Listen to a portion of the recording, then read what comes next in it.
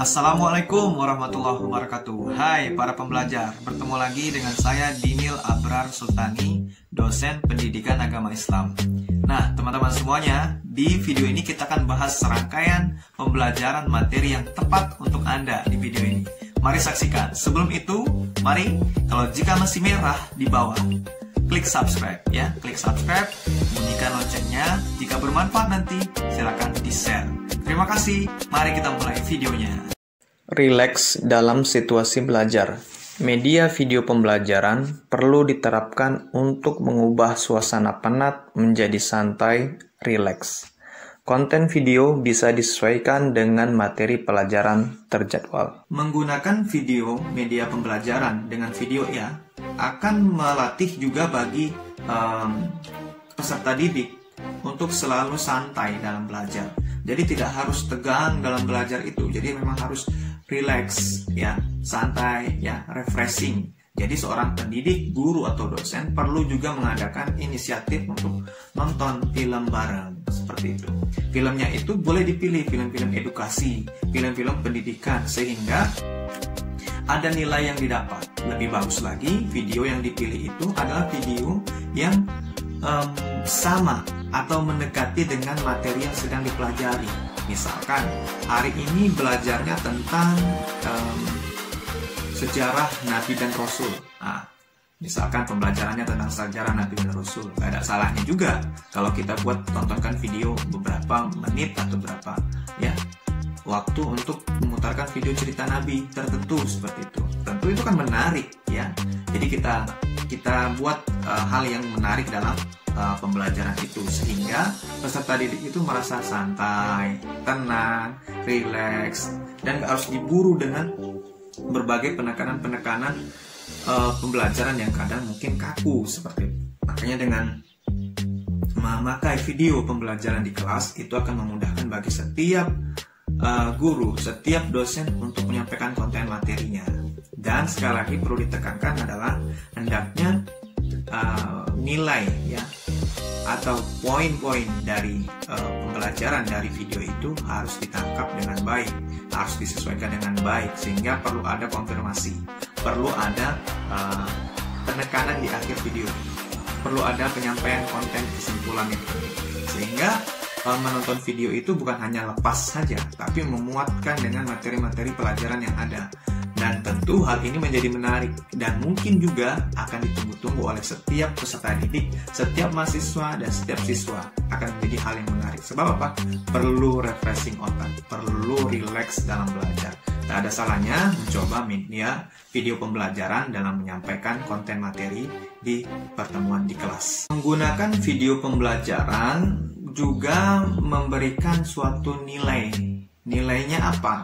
Yaitu ungkapan tontonan menjadi tuntunan. Nah, ini kita akan mencoba membantah bahwa sering sekali ada ungkapan tuntunan menjadi tontonan. Sebab kita hanya bisa melihat, seperti itu ya, seperti itu. Hanya sebagai tontonan. Nah, coba melalui video pembelajaran itu dalam berupa tontonan kita bisa tarik apa nilai tuntunannya. Nah, itu kita catat tuh.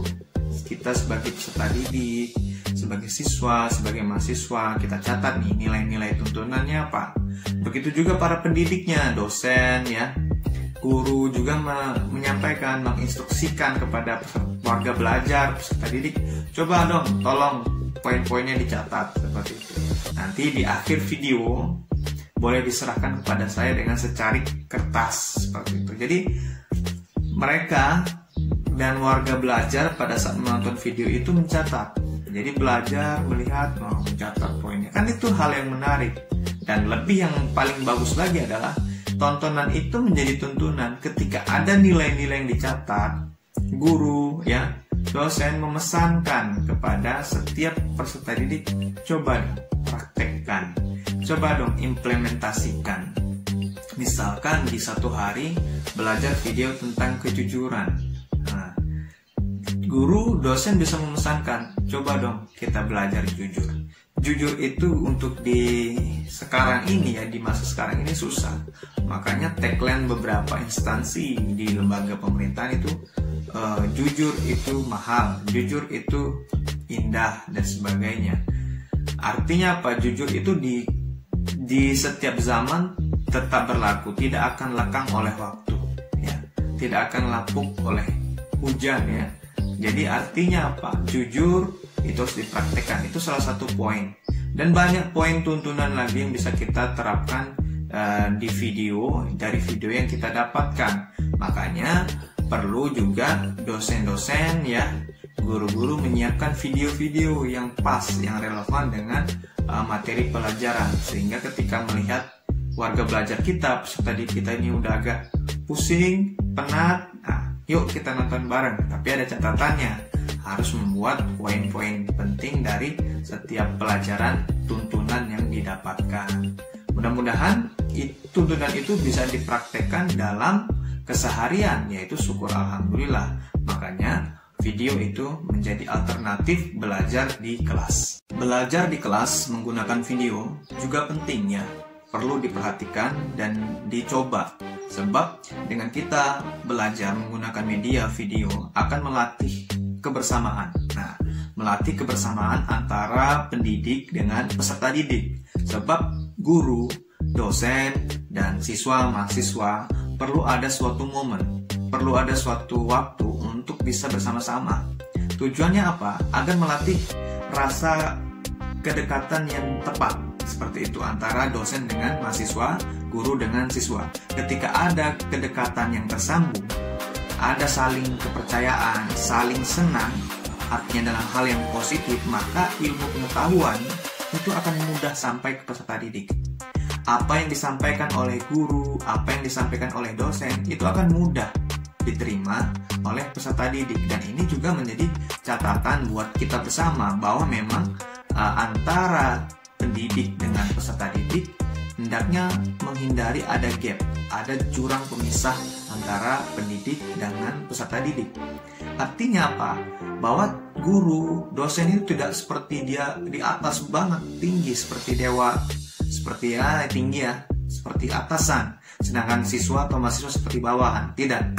Tapi harus ada saling kebersamaan. Sebab ketika ada gap, jurang pemisah, maka apapun informasi nanti yang ingin disampaikan atau ingin diberikan nanti nggak bisa terhubung. Sebab apa? Ada jurang pemisah, ada keseganan. Masing-masing membuat tempat sendiri, kolom sendiri, dan itu hal yang tidak dianjurkan dalam proses pendidikan. Maka melalui video pembelajaran itu semua nonton bareng, lihat bareng, bersama bareng, tertawa bersama, ya. Ada nilai-nilai pendidikan, di stop mungkin videonya, disampaikan, dijelaskan dengan cara yang baik, dengan cara yang benar, menyenangkan. Suatu waktu itu perlu diterapkan sehingga peserta didik, siswa, mahasiswa, dosen, dan guru bisa sama-sama senang, bahagia di kelas, sehingga pelajaran itu menjadi efektif dan kelas itu menjadi kondusif. Bahkan nanti juga ketika hari-hari perlu misalkan sering kita belajar, Pak, Bu, kita nonton bareng dong, kita lihat nilai-nilai apa. Nah, jangan juga dibiarkan seperti itu. Artinya peserta didik kita sampaikan untuk buat catatan apa nilai-nilai positif nih dari video yang ditonton itu. Video pembelajaran yang disampaikan, diputar di kelas juga melatih kepekaan setiap peserta didik dalam menyerap materi pembelajaran. Sebab kan setiap peserta didik ini memiliki potensi, memiliki kesenian yang berbeda. Nah, jadi guru, dosen juga harus melihat bahwa tidak bisa menyamaratakan semua warga belajar kita itu sama kemampuan potensinya dalam menyerap. Karena kan potensi itu berbeda, dan juga seni-seni kita dalam menyerap suatu hal, ilmu pengetahuan itu juga beragam. Artinya apa? Bahwa dengan memutar video itu, bagi yang punya nilai seni yang berbeda, yang beragam itu bisa menyerap. Oh iya, seperti ini ya nilainya. Jadi secara tidak langsung itu akan mengasah kemampuan peserta didik untuk menyerap materi dengan santai, dengan rileks, seperti itu. Dan juga tidak dipungkiri bahwa memang beberapa peserta didik, beberapa siswa, mahasiswa itu mencatat itu mungkin dengan cara menggaris, mencoret-coret, ya, atau menggambar grafik dan sebagainya. Dia mungkin tidak menulis teks di bukunya, kadang mungkin mencoret-coret atau membaca grafik atau seperti gambar lukisan-lukisan. Namun dia tahu cara membaca catatan itu. Jadi kita tidak bisa paksakan juga. Kenapa? siswa ini catatannya kok tidak seperti catatan biasa. Yang paling kita herankan adalah siswa atau mahasiswa tidak mencatat seperti itu. Terlebih sekarang kan udah zaman teknologi. Jadi sekarang orang pakai gawai saja, pakai handphone saja. Kadang-kadang cuma di foto, dilihat ada ditulis di papan tulis atau ditampilkan pakai proyektor, pakai ya infocus, cuma di foto dan sudah seperti itu. Jadi, mungkin dipesankan kepada setiap peserta didik keluarga belajar untuk mencatatnya atau mengetiknya lah paling tidak. Jadi ada hal untuk yang tangan ini juga bergerak seperti itu. Jadi ada hal yang dibukukan, pembukuan, baik pembukuan dalam hard ya. Kalau dia bawa buku catatan, bawa daftar, tentu ditulis pakai pulpen, pakai penanya. Tapi kalau dia udah buka laptop seperti itu, dia ditulis, diketik ya. Jadi seperti itu, bukan hanya sekedar difoto, langsung dibiarkan seperti itu. Kadang nggak dibaca juga kadang-kadang. Nah, makanya dengan ada pembukuan arsip tulisan dan kepengetikan di laptop atau ya gawainya mungkin ya seperti itu, ya itu menjadi hal yang positif juga. Makanya pembelajaran itu juga beragam, potensi beragam, dan juga kesenian orang dalam menyerap materi juga belajar.